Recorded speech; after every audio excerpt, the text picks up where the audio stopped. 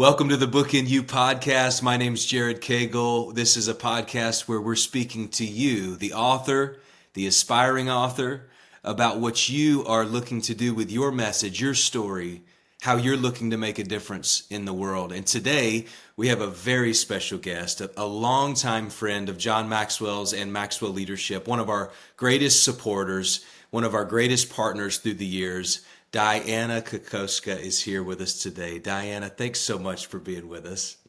I am so excited to be here. Anytime I have an opportunity to help more people learn about John and his teachings, not just hearing them from John himself, but people like you and Mark and others that have had John as a mentor for many years, because it's the teaching, the principles that actually make us what we are, better leaders, better authors, everything, right?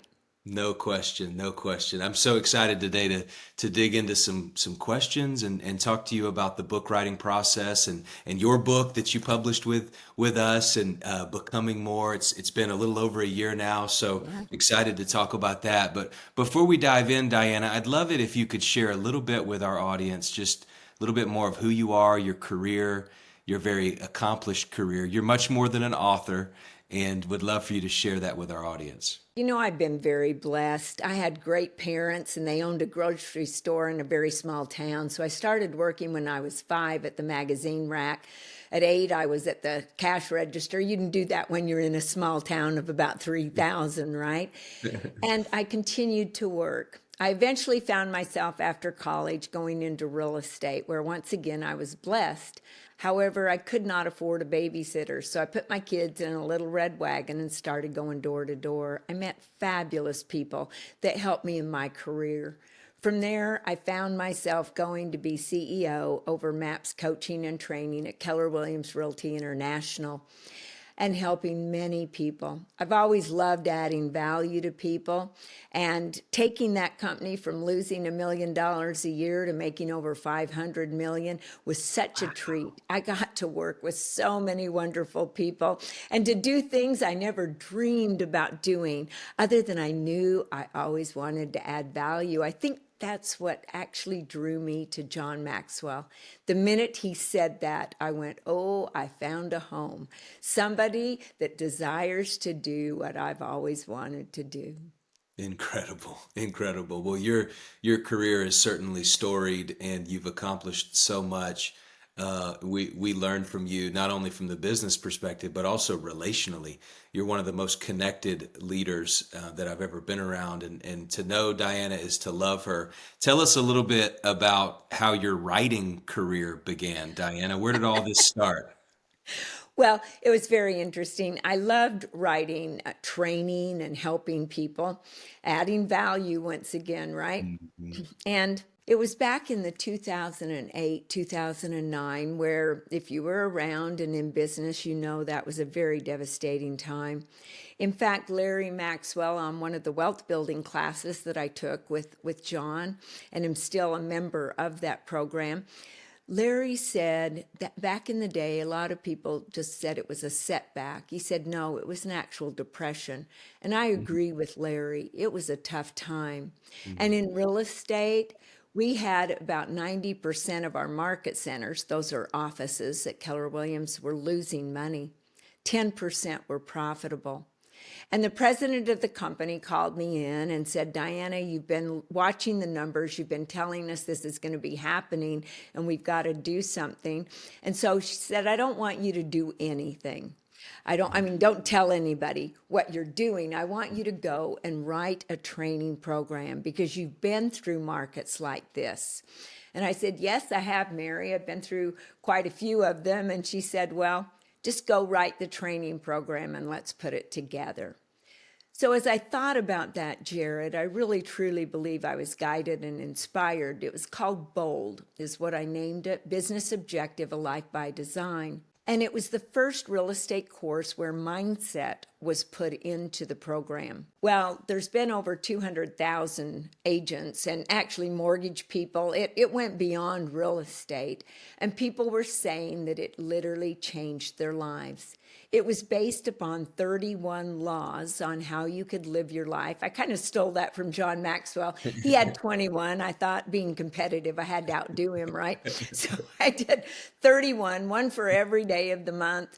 And some of them were from him. What you focus on expands. And some were ones that I made up. No pressure, no diamond.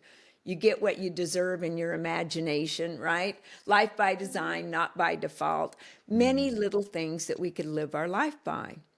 Well, I had over 80,000 letters and thank you cards from people saying, oh my word, this changed my life. It saved my career. One of the people that was at Exchange, which was a program that John and Mark put together and loved it every year, a lady came up to me, Nikki from Atlanta, and she said, Dianna, I'm here because when you wrote Bold, you looked at me and you said, I don't care what you have to do, you get into a Bold class. She said, my career was going down the tubes. And she said, you sell something. She said, I sold my treadmill, sold it for exactly what I needed to get into the class, $799, and it changed my career.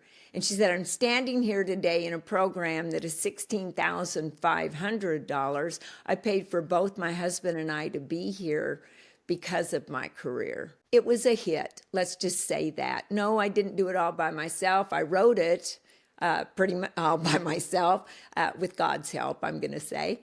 And it did change people. They started saying, please write a book. And Jared, I said, no, I don't have any, I can't write a book. I'm not that good, right? And I started second guessing myself. And of course, that storyteller in our head that I write about in our book was telling me, oh, you'll never make it. What if you don't sell a book? What if you write it and nobody likes it? Worse, what if you write it and the people critique it and say how terrible it is, right? I mean, all these crazy stories going through my mind. And I'm sure that some of our listeners have those going through their mind right now. Mm-hmm. And I was sitting down on the dock. We live on Lake Travis, and very still, very quiet. It was an evening. I'm reading a book. And I get a text that I get many of from time to time that said, Dianna, I just want to show gratitude. You've changed my life. Well, we know I didn't change their life. They had to make a decision. They made a choice, and they did the work to change their life. Yes, I had said something. Maybe I'd written something, maybe the Bold class that helped them, yet they needed to make that choice. Just like if you're listening to this, you need to make a choice if you desire to write that book. Well, I thanked them for their kind words. They had ended with, when are you going to write a book? And I said, not interested in writing a book right now. Sent the text off. Turned the page, and there was John F. Kennedy's quote that if not us, who? If not now, when? And I thought, well, I think I've got my answer.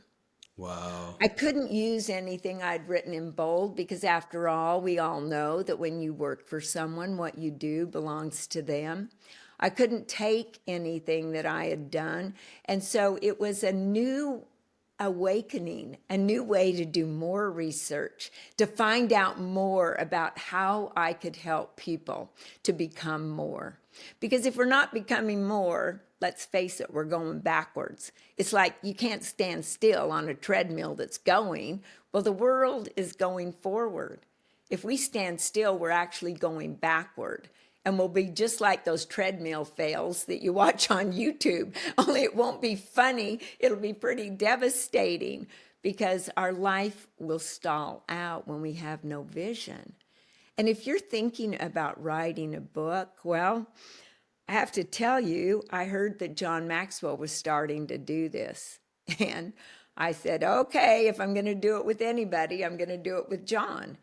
I mean, Forbes called me. I did fly there telling them, I'm going to go with John if he decides to do this, yet I will meet with you.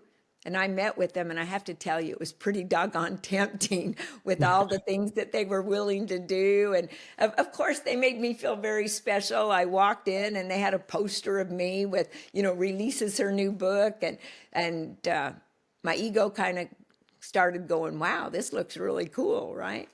And then I remember how much John's helped me, how much he's taught me, how much he cares about people. And I looked at them after it was over, and I said, I told you right up front that I was going to go with John if he does it, and I'm still going to do that. And you just offer so much. If he doesn't, though, I'll be right back here. And they said, well, maybe the second book, right?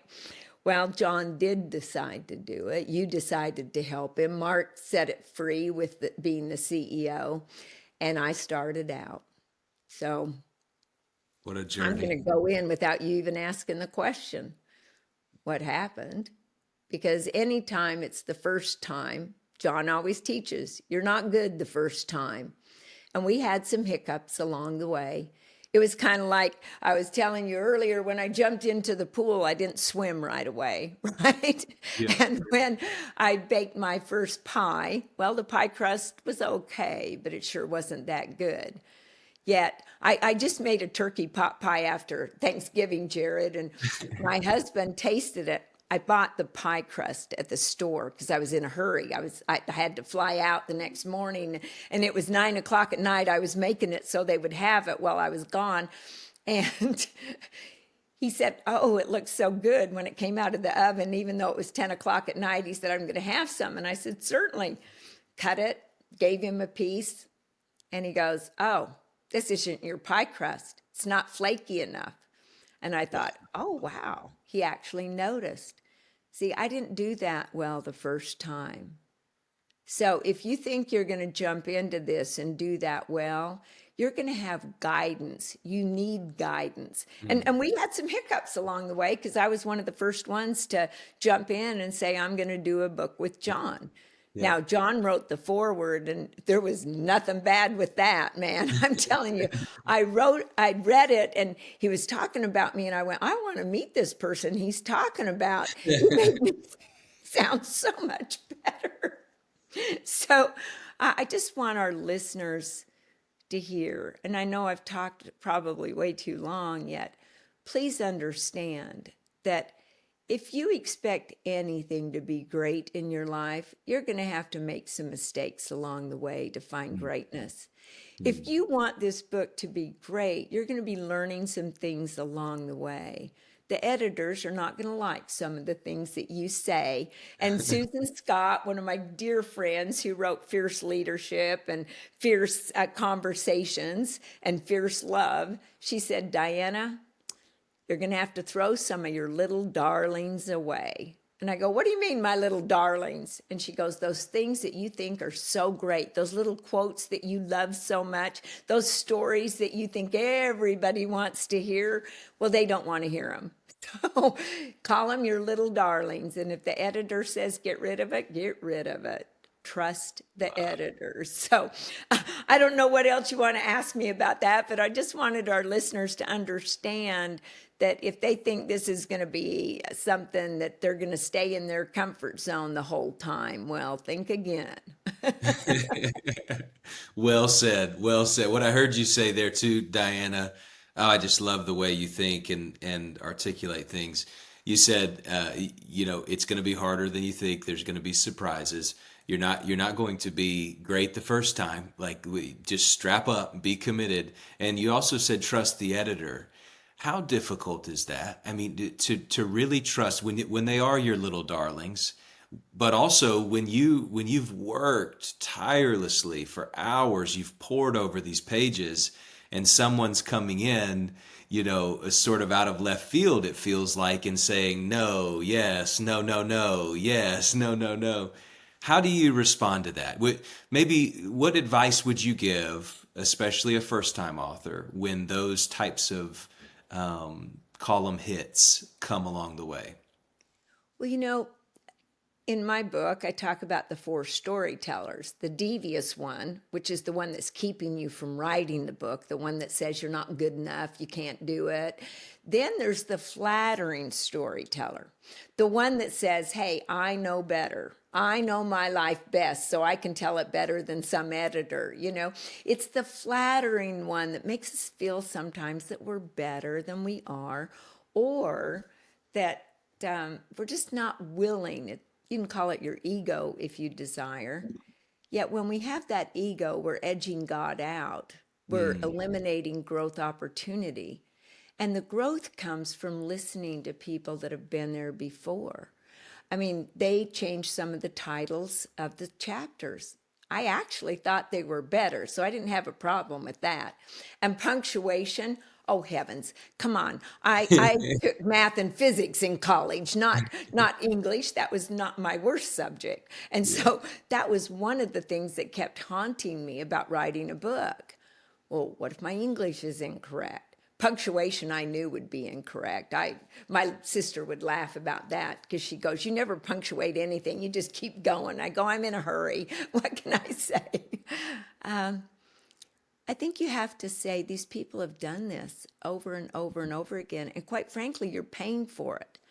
And I don't know about you. When I pay to go to a movie, I generally don't say I'm going to stay home. I've got the ticket. Now, if I can cash it in, maybe I'll do that. Yet, if I pay for something, I want to follow through on it, right? I'm not going to take a class, listen to the class, and then do nothing with it. I would get no return on my investment. Well, you're making an investment in your book. You're making an investment in your life. And more importantly, you're investing into every reader's life. So why wouldn't you want the very best people telling you how you can invest in their life? Because if you're writing a book for notoriety and say, hey, woo, look at me, I'm an author, well, okay, then you already got your benefit. The minute that book is published, it's over. Your benefit's done. Yet if you're writing a book to add value to others, to make a difference in other people's lives, then we've got to listen to the experts and we need to move forward. And I've got to tell you, having this on the title of my book where it says Forward by John Maxwell, that means a lot. Let's face it. People know John a lot more than they know me. And if my ego gets in the way, then that would be like saying, oh, I don't want John to do the forward for me. I can do it all by myself, right? I can get my best friend to do it. No, why wouldn't you want the expert? And why wouldn't you listen to them? So I hope that helps somebody It that's certainly listening to helps. this. It certainly helps, Dianna. Thank you for that. Let's get into a couple of things in the book. One of the things that I've loved as I've read through it is I counted 17 visual models that you created, frameworks, a visual way to represent or illustrate a point. It's really more than a point, it's a model. And Right. talk to me about that. We know there's psychology behind visual learning, right? Most people need to see it in order to retain it and comprehend it. But talk to me about the art there and how you've cultivated that. I don't know that I've ever seen someone be able to spit out so many models like you did in this book. Is it something that you developed and cultivated? How did you come about learning that? I think there's a lot of our listeners that want to develop that skill. What advice would you give them? Well, the main thing is everything in life are patterns. And I've been very gifted in being able to see patterns. Wow. I was certified as an E-Myth consultant under Michael Gerber, who wrote the E-Myth about systems are important. And I wrote systems for real estate companies. I wrote 19 books of systems. And yet I'm not a detailed person, which is so funny. I'm a very high D if you're on the disc, right? I just leave out the labor pains, give me the baby, right? I just Right, want it done fast and right. I want it done right. And so I found by knowing that about 80% of the people are visual people, of course there's auditory and kinesthetic, yet you can write with emotion, getting the kinesthetic people involved. The audiobook can get the audible people involved. And of course, then we have the visual people. And the models allowed me to help people visualize it much faster than explaining it. Even though I do explain it as quickly as I can, the model, they instantly see it, they get it. And if they follow that model, their life will change. And that's what I wanted. I love it. I love it. You have a pyramid, Diana, in the book. I'm just holding it up. I don't know if our viewers on YouTube can see it. Our listeners may not be able to see that, but you got to get the book to see the pyramid. It's called Becoming More Model. And this is what I want to talk about here, right? So it starts Okay. on page 42 where you first introduce it, but then you show that pyramid all throughout the Right book. here. Yep, there you go. And it really builds almost like that was your outline for the book. Like the book builds on that pyramid as you go. Tell me about the origin of that. Maybe get behind the way that you built that. And I think it's a brilliant concept because it takes us on a journey and we see how it's building on itself. But can you go behind the scenes a little bit on how that was created? Yeah, no one succeeds alone. And of course, John Wooden being one of my favorite people. In fact, I've got his book right here. I'm reading it again, The Game Plan for Life. I love John Wooden. And he has a triangle of success. And I Yep. had John Wooden sign that, and it hangs in my home, and I see it every morning, right? And I would go by that pyramid of success, and I thought to myself, if I designed a model as to how our brain works, how would that be designed? And I thought, well, triangles are always good. People like those, it seems like. And I love the triangle of success. So that's where it actually came from. It was modeled after him. And I went to how does our life go from being who we are today to becoming more? Hmm. And as I went through this, I went, well, first, everything starts with a thought. And then we have a thought over and over and over again, and we ingrain that in our brain to where that becomes a belief. And that belief is either limiting us or it is liberating us. And when I heard that, I was talking with Don Yeager, who's a great friend, and he said, Diana, you should do liberating and limiting in every single chapter of your book.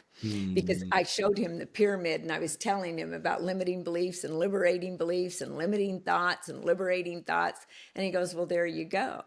So that helped me with the models to show people and to allow them to understand that we have beliefs that limit us, beliefs that liberate us, beliefs, values that limit us, values that liberate us. And so each part of this triangle has a chapter.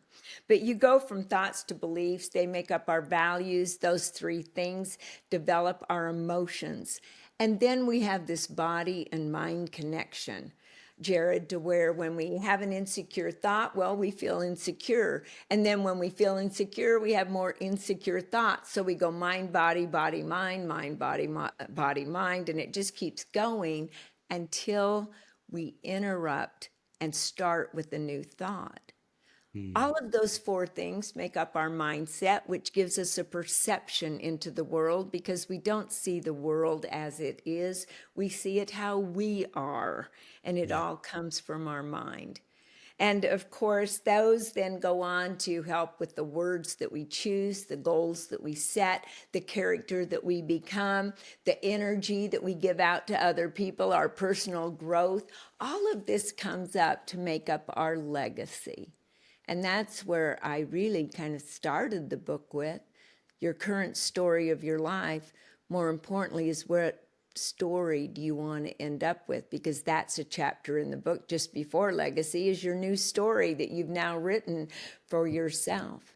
I tell people to write their eulogy. Isn't that creepy? Write your eulogy and then narrow it down to just a couple of sentences. So now you know what you want to have people say about you when your time on this earth is ended. And that's what we work towards. And so every chapter helps us work towards the person that we desire to become. It absolutely does. Let me go a little bit deeper into that because what you mentioned the eulogy. exercise in the book where you literally you leave space for them to write, the Yes. reader to write in the book. And you have other exercises like that constantly. Almost every chapter ends with some form of an exercise, as you mentioned, to help them take action and steps towards Yeah. becoming more and applying what they're learning. How important are those exercises and practical handlebars for readers? Have you heard feedback since writing this book where that those things really made a difference for readers? I've gotten a lot of feedback, primarily because they said it's more like a class they're taking. And of course, I've written workbooks. So I want to Yes. make a difference. And I know that a lot of people read things, but they never implement. So I thought, well, if I have a book that allows them to learn and implement right away, they'll go from having that information. The way our brain works is our neocortex takes in the information, and it loves information. It loves it so much. I believe that's why we're addicted to information and allergic to implementation. Because, see, we learn it, yet if we do not do something with that learning, it's pure entertainment, right? So when we start doing it and we do it over and over and over again, we've passed it from the neocortex into to the limbic system of our brain. And that's the doing part. And you do it so many times that it leaves that part of your brain going into the cerebellum, which is the being part of the brain. And now you have become a person that can do it automatically, much like driving a car. You had to learn it, you had to do it, and now you just automatically, it comes to you. You can drive home, you don't even know how you got there because you've been thinking about other things. Yet, Jared, everything starts with a commitment. And a commitment has to move past your mind and your emotions, and it goes straight to our will, right? And there's this ancient Chinese proverb that says something like, the will of a man is like a cart pulled by two horses. One is emotions and the other is your mind. And when those two are in unity, you go forward very quickly. And so I think commitment, well, I wrote down commitment results when your mind and emotions move forward, whatever the cost. See, I think that there's a toll booth that we pass through on our way to our goals, and you'll pass through it as you write this book. That toll booth, I don't know how much your toll will be. I know how much my toll was. I was willing to pay it. Are you committed enough to do whatever it takes to pay the toll? Because, see, that commitment has to start in your heart before, well, it comes before achievement. It becomes before actually getting the book done. And if your commitment's going to be tested over and over again, it's going to be tested as you go through the editorial, as you go through taking things out, rearranging things, maybe even getting rid of a chapter or rearranging a chapter. You got to have that commitment, the mind and the emotions going forward, because that's what's going to help us. And commitment only works where there's public accountability. That's why don't write your book yourself. I know a lot of people self-publish. I'm not against that. Yet having the guidance and direction of someone else can give you that accountability, can allow that commitment to grow to such a great thing for you. Like I said, no pressure, no diamond. If you want to sparkle, well, you're going to have some pressure. Are you willing and committed enough to go through it? You are such a deep well full of nuggets. I wonder if you could tell us maybe your secret for pulling these quotes and these thoughts. As I was reading the book, there's so many good quotes in there. Where do you find them?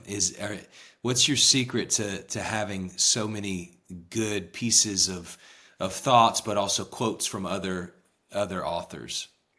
Well, it's constant learning. You got to be learning constantly. That leaders are learners, as John says. I've had John as my mentor for 28 years. That certainly doesn't hurt. And then before that, though, I was very blessed. My dad sold tickets to the American Motivational Society, and we had people like Zig Ziglar in our home when they did the video, or it's on Netflix, about Zig Ziglar's life. They actually came to my home, and they had myself and my son and my grandkids, because we all met Zig Ziglar, and he was such an instrumental in our life. So instrumental. Jim Rohn, I spent a lot of time with, Cavett Roberts, Norman Vincent Peale, people that are listening to this may not even know who they are. Yet they laid such a great foundation. Earl Nightingale, like whatever seeds we plant in our mind is what will grow, right? Little things like this. And Jim Rohn told me, Dianna, work harder on yourself than you do on your job, and make a goal to become a millionaire. Now, I got to tell you, this is pure gold. Don't miss this, because when he said that, it was back in the 1981, 82, become a millionaire. That's like saying become a $5 million person, right? Right now, make $5 million a year, not 1 million. And he said, don't do it for the money. Do it for who you will become. And that's when I learned that I always had to become more, day after day, even going up 1%, that little bit of difference. You know, Dad taught me that at 211 degrees, you can make instant coffee, you can make instant soup. At 212 degrees, just 1 degree more, it makes steam and can take an ocean liner around the world. So what are you going to do to become more? What are you going to do then to add value to others? And every day my phone goes off at 7 a.m. And before I had a phone that did that, I had it written in my day timer, in my paper calendar at 7 a.m. What will you do today to add value to others? And at 7 p.m., my phone alarm goes off and it says, what did you do today to add value to others? It's an accountability that I've had since I was about 21 years old is when I established that. And I think the big thing that our listeners should hear about this is, what are you committed to doing? And if you're desiring to write a book because you know what God has put you through, and he put you through it to help others, to forge you, to go through this fire, whatever fire you went through, because we all go through it, and if you haven't, you're about to, right? But you went through it for a reason.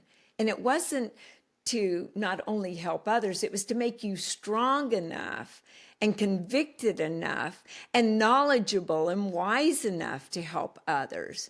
So I think sometimes we owe it to others. That's where I got to when I turned that page and I read, if not us, who? If not now, when? I thought you always wanted to add value to others, and now you're saying no to adding value to others. What's going on? Is your ego so big that you're afraid you're going to fail because you're never good the first time? Well, this book, even though you're never good the first time, it has helped a lot of people. They've told me it has. Many people are doing book clubs with it. Many people are having it required reading. Gerald Brooks, who's a great friend and has had John as a mentor for as long as I have, he's using it in his church and with the teenagers. There's a school in California that's using it with the teenagers. I love that they're doing that and teaching our kids how to think. So even though it's not a $1 million seller, it was a bestseller on Amazon, which is good. Even if it wouldn't have been, if it helped one person, wasn't it worth writing? And if you want to help somebody besides yourself and allow them to know what God has taught you and what he's put you through, you might find somebody else that's going through the same thing that can learn faster, get through it faster. And that ripple effect will take hold, just like throwing that rock in a pond. And with that, I know I can make a difference. And I just want to thank everybody that's listening to you right now, that's listening to this podcast. I want to thank you for making a commitment to make a difference in somebody else's life. I believe you owe that because you have life. Give it to somebody else. Wow. Thank you, Dianna. You're so full of joy and you radiate to all of us. Thanks for your time. We're so grateful. Becoming More, available everywhere books are sold, maxwellleadership.com, at our store or anywhere else. you can find this book there. If you're interested in learning more about becoming an author or publishing your book, we would love to help you with that. Reach out to us, publishing@maxwellleadership.com. As always, we do this because we believe that the world needs the book in you. We'll see you next time.